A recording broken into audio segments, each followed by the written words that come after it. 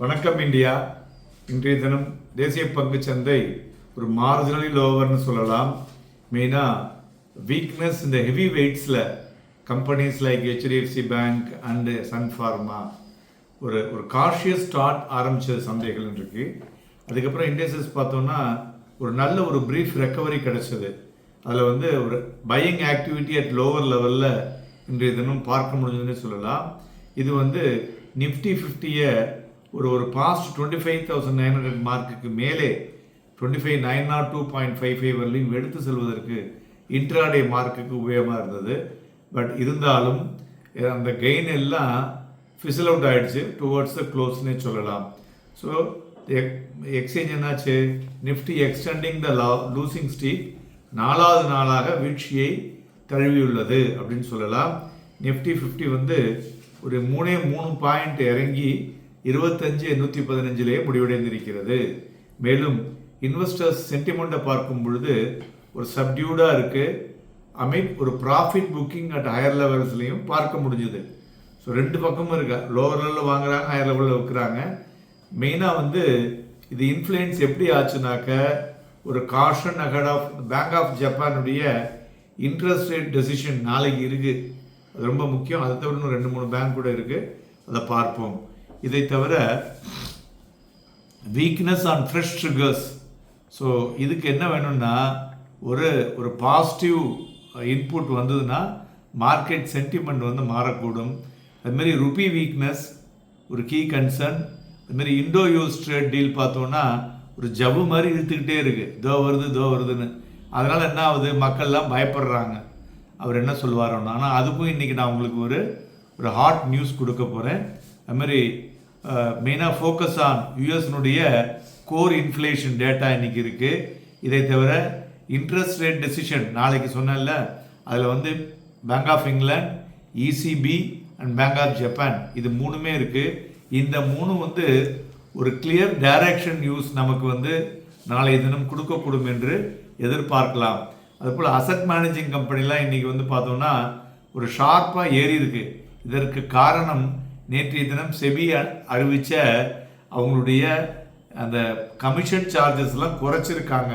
So அதுதான் less restrictive பண்ணியிருக்கிறதுனால so அவங்களுடைய profit அதிகரிக்கும் அப்படிங்கிற ஒரு ஆன்டிசிபேட்டில் லைக் ஹெச்டிஎஃப்சி ஏஎம்சி அது 7% ஏறி இருக்குது. ஸோ அதுமாதிரி எல்லா ஏஎம்சியுமே இன்றைக்கி ஒரு நல்ல மொமெண்டம் வந்திருக்கு.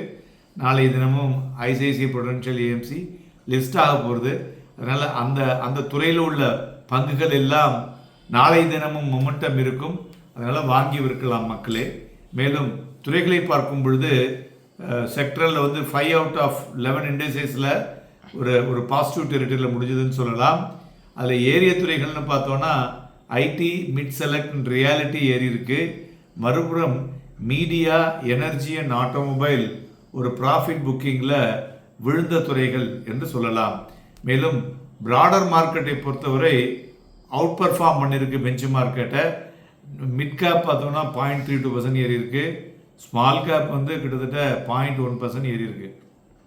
ஸோ அதனால் மார்க்கெட் பிரெத்து டிக்ளைனாக இருந்தாலும் மார்க்கெட்டினுடைய பிராடர் மார்க்கெட் ஒரு பாசிட்டிவ் நோட்டில் இன்றைக்கி திரும்பி இருப்பது ஒரு முக்கிய விஷயம் என்று சொல்லலாம்.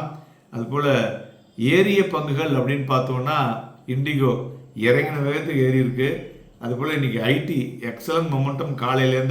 காலையிலே நம்ம கொடுத்தோம் it will have a great மொமெண்டம்னு. அதுமாதிரி டிசிஎஸ், இன்ஃபோசிஸ், டெக் மஹேந்திரா இவையெல்லாம் பிச்சின் பேருக்கு. அதுமாதிரி மேக்ஸ் ஹெல்த் கேர் அதுவும் ஏறி இருக்கிறது. இறங்கின பங்குகள் அப்படின்னு பார்த்தோன்னாக்க Sun Pharma, Tata Steel, Power Grid, Asian Paint, NTPC இவையெல்லாம் ப்ராஃபிட் புக்கிங்கில் வீழ்ச்சி அடைந்தது. வாலட்டிலிட்டி இண்டெக்ஸும் 1.32 இருக்குது at 9.71. It is very low லெவல்னே சொல்லலாம். மேலும் 90 பங்குகள் 52 வீக் ஹையையும் 300 பங்குகள் 52 வீக் லோவையும் இன்றைய தினம் டச் பண்ணி உள்ளது. மக்களே, உங்களுக்கு இன்றைக்கி ஒரு ஹாட் நியூஸ் என்னன்னாக்க நம்மளுடைய அந்த பொட்டென்ஷியல் பார்ட்னர் சப்ளை செயினில் மெயினாக சில இன்புட்டை கொடுத்துட்ருக்காங்க. ஸோ அதை தவிர பார்த்திங்கனாக்க இன்றைய தினம் ட்ரம்ப் காலையில் இப்போ அவங்களுடைய 7:30 மணி டைம், நமக்கு இன்னொரு ஒரு 1 hour ஆகும்னு நினைக்கிறேன். ஸோ அந்த 7:30 மணிக்கு அவர் வந்து அவருடைய ஸ்பீச்சை கொடுக்க போகிறாரு. அது வந்து ரிமைன் பாசிட்டிவாக இருக்கக்கூடும் என்ற எதிர்பார்ப்பு. என்னன்னு பார்த்தீங்கன்னாக்க, இந்த ongoing US India trade negotiation இருக்கு இல்லையா, அதுக்கு வந்து ஒரு ஃபுல் ஸ்டாப் வைக்கிற மாதிரி பேசக்கூடும். மேலும் யூஎஸ் வந்து இந்தியா வந்து ஒரு ஹைலி ஸ்ட்ராட்டஜிக் பொட்டன்ஷியல் பார்ட்னர், அதுவும் சப்ளை செயினை பொறுத்தவரையிலையும் அப்படின்ட்டு சொல்லியிருக்காங்க. அதனால் இது வந்து இட்ஸ் வெல்கம் ஆப்பர்ச்சுனிட்டி நமக்கு இந்தியாவுக்கு.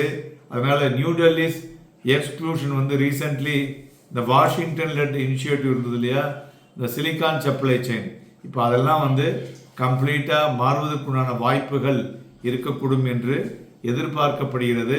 அதனால் இதுவும் ஒரு பாசிட்டிவ் நியூஸ் இருக்கிறதுனால சந்தைகளுக்கு என்ன ஆகும் சார்? அடுத்தது எல்லாருக்கும் அதே கேள்வி தானே, அதை பார்ப்போம். மார்க்கெட் பார்த்தோம்னா ஒரு கன்சாலிடேஷன், அதாவது either we can say accumulation or distribution. ஏதாவது ஒன்று முடியும் பொழுது, அந்த கன்சாலிடேட் ஆகும் பொழுது அதிலிருந்து பறக்கும் அல்லது அதிலிருந்து கீழே இறங்கும். இந்த ரெண்டில் ஏதாவது ஒன்று தாங்க நடக்க முடியும். அது கண்டிப்பாக கிட்டத்தட்ட 4 நாளாக வந்து இழுத்துட்டு இருக்கிறதுனால நாளைய தினம் அதுக்கு முடிவு வரக்கூடும் என்று எதிர்பார்க்கப்படுகிறது. மேலும் இந்த கன்சாலிடேஷன் அந்த 4th டே இருக்கிறதுனால நிஃப்டியை பொறுத்தவரை 25,750 வந்து ஒரு ஸ்ட்ராங் சப்போர்ட்டுங்க. அதுமாரி நம்மளுடைய 20 டே எக்ஸ்போனன்ஷியல் மூவிங் ஆவரேஜ் பார்த்தோம்னாக்க 25,930. ஸோ இந்த 25,902.35 தென் 25,726.30 இந்த ரேஞ்ச் வந்து சந்தைகளில் நாளைக்கு வந்து இருக்கக்கூடும் என்று எதிர்பார்க்கலாம். இதில் ஏதாவது ஒரு இடத்துல பிச்சுன்றதுன்னா மேலும் வந்து போகக்கூடிய வாய்ப்புகள் 26,000. அதுவுமே இந்த 25,834.95 என்ற புள்ளிகளை தாண்டினால் ஃபர்தராக ஒரு 150 புள்ளிகள் வரை ஷார்ட் கவரிங்லேயே சர்வசாதாரணமாக சந்தைகள் ஏறக்கூடும் என்று எதிர்பார்க்கலாம். இன்றைக்கி இருக்கக்கூடிய இந்த ஹாட் நியூஸை வைத்து பார்க்கும் பொழுது நாளைய தினம் நமது சந்தைகளில் வந்து கேப் அப் ஓப்பன் ஆகக்கூடிய சாத்தியக்கூறுகள் அதிகமாக தென்படுகிறது.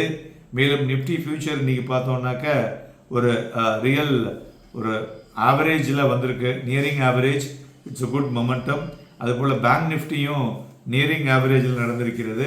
ஸோ அதனால் நாளைய தினம் நம் சந்தைகளில் வாங்கி விற்பதற்கு ஏதுவாக இருக்கக்கூடும். Happy and profitable day.